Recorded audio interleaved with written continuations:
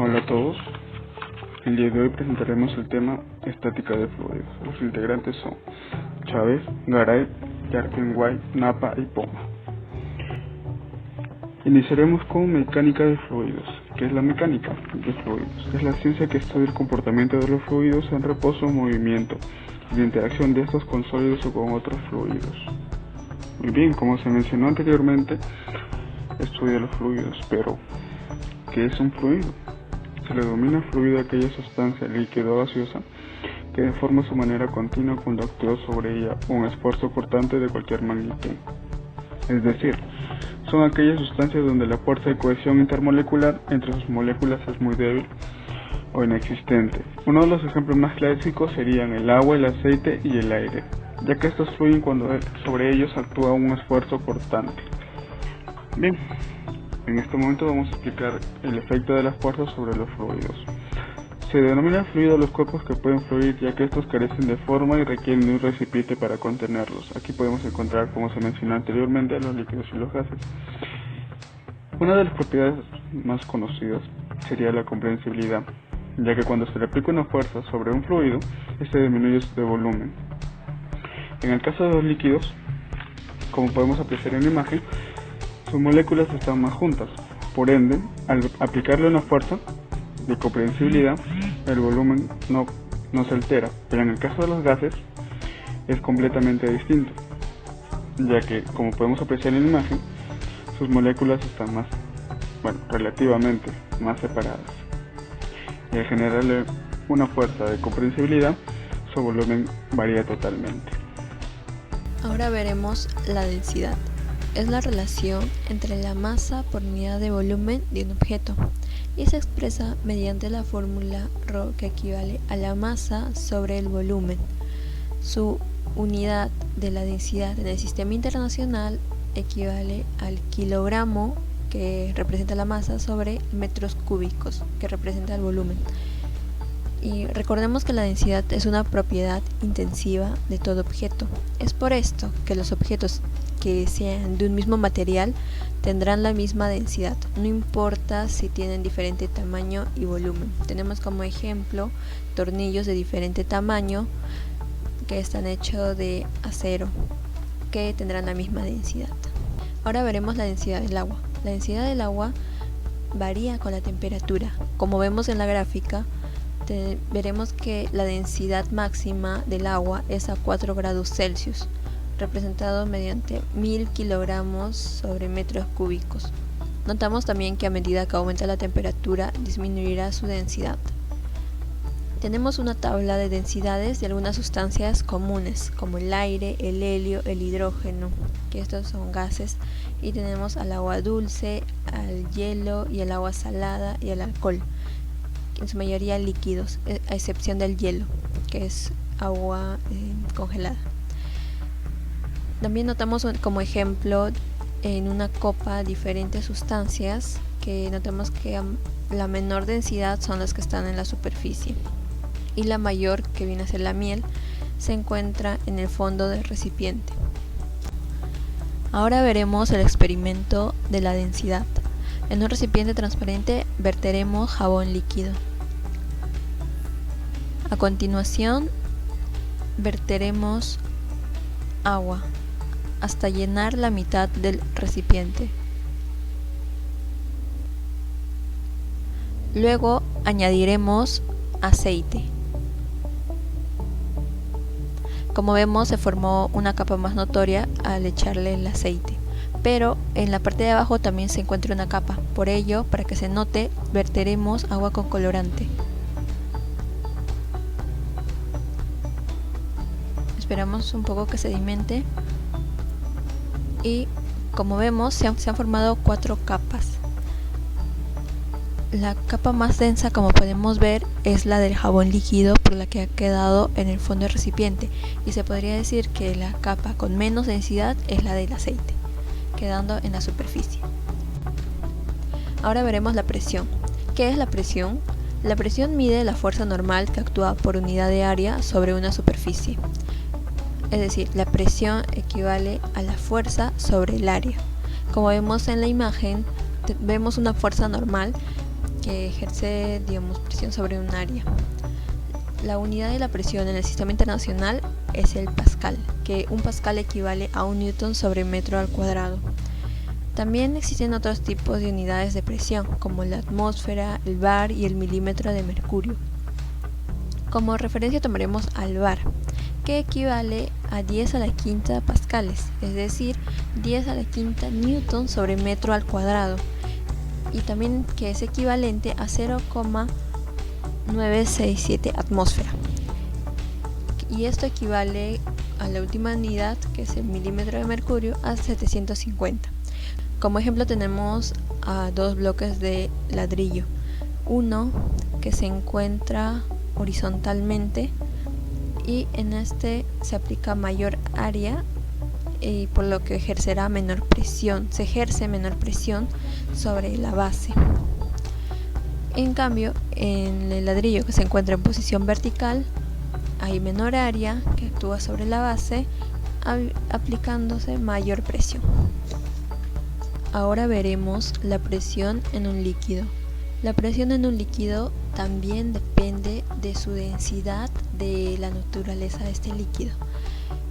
Es decir, la presión que un líquido ejerce también depende de la profundidad, ya que a más profundidad se encuentre un objeto, más presión se siente debido a todo el peso que ejerce el líquido que está por encima. Se podría decir que la presión del líquido equivale a la densidad del peso por profundidad.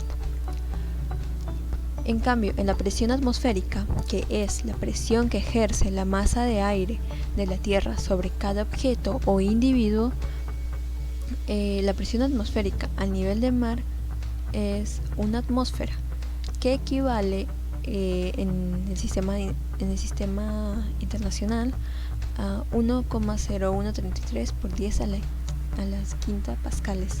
Este tipo de presión varía con la temperatura y con la altitud respecto al nivel del mar, ya que si un individuo, como vemos en el ejemplo de la imagen, se encuentra más cerca al mar, es decir, está a menor altura, habrá una mayor presión, es decir, habrá una columna de aire que esté sobre ese individuo aplicándole mayor presión. En cambio, si estuviera a mayor altura, habría una columna de aire pero que le ejercería menor presión. Ahora veremos el experimento de la presión. Para esto usaremos una botella de vidrio y una jarra de agua. A continuación llenaremos la botella vacía con agua hasta que llene todo a tope.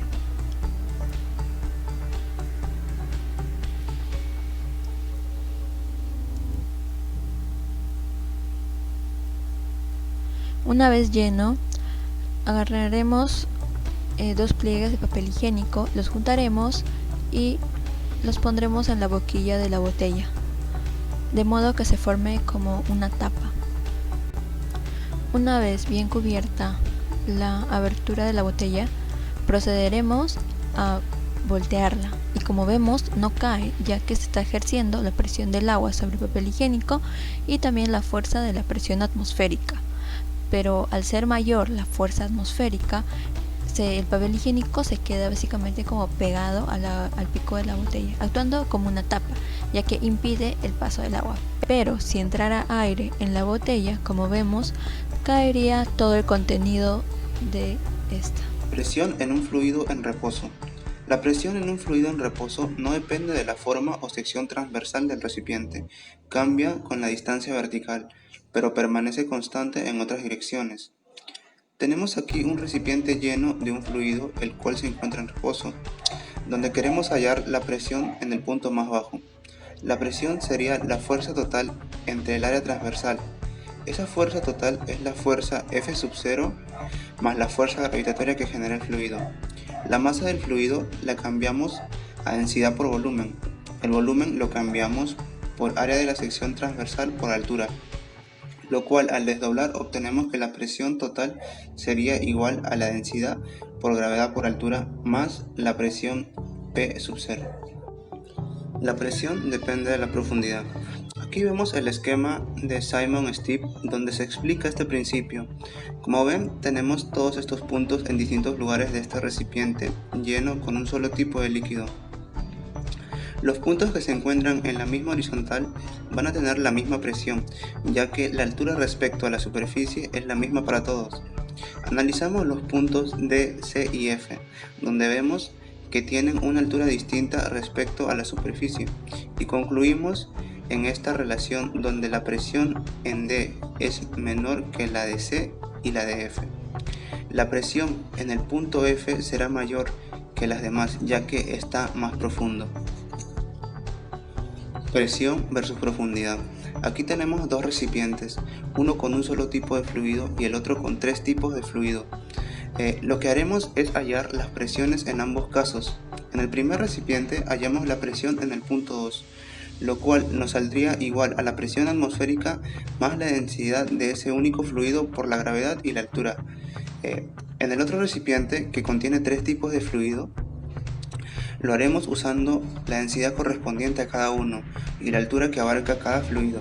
Entonces la presión en el punto 1 nos saldría igual a la presión que genera la superficie, que es igual a la presión atmosférica más las presiones que generan cada fluido. Manómetro de tubo abierto. El manómetro de tubo abierto consta de un tubo de vidrio doblado en forma de U, con una de las ramas muy larga y abierta al exterior, mientras que la otra más corta se ensancha formando un receptáculo y luego se dobla en ángulo recto, quedando también abierta al exterior. El tubo apoya una tabla de madera en la que hay marcada una escala graduada en centímetros. Antes de medir es necesario introducir suficiente cantidad de mercurio en el manómetro, que quedará almacenado en su mayoría en el receptáculo. El manómetro de tubo abierto se utiliza para medir la presión manométrica del gas contenido en un recipiente. Para ello, la rama izquierda se conecta al recipiente que contiene el gas que se halla a una presión absoluta P desconocida. Tras la conexión y siempre que la presión P sea superior a la atmosférica, se producirá el ascenso de mercurio por la rama izquierda hasta alcanzar una posición de equilibrio. En ese momento podemos afirmar que la presión es la misma en las dos ramas del tubo manométrico al nivel marcado por el punto A. El principio de Arquímedes.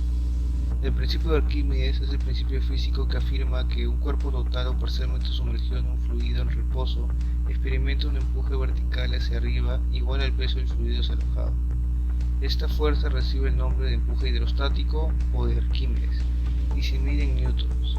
El principio de Arquímedes se formula de la siguiente manera, donde E es el empuje, va a ser igual al peso específico del fluido por el volumen del fluido desplazado, o también que E es igual a la densidad del fluido.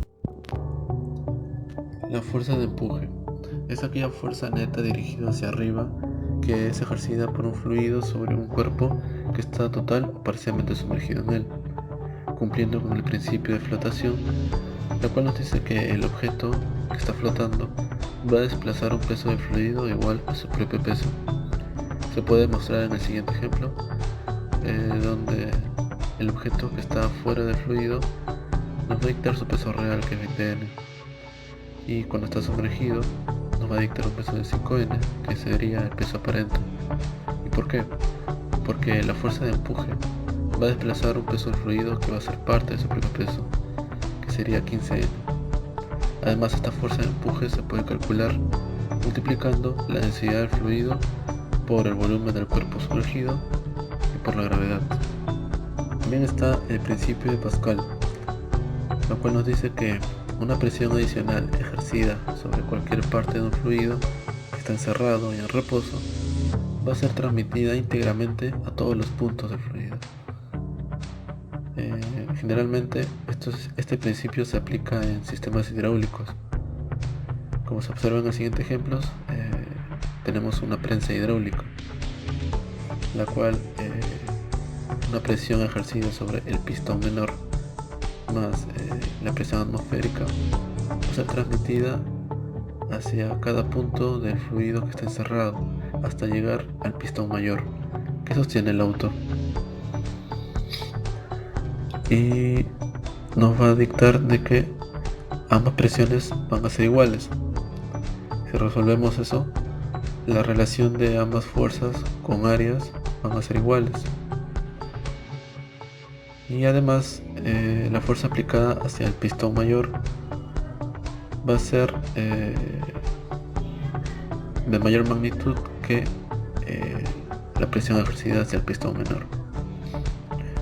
Y por último tenemos de que la relación entre el área más grande va a ser con el área más pequeña, va a ser el incremento o ventaja mecánica. Muchas gracias.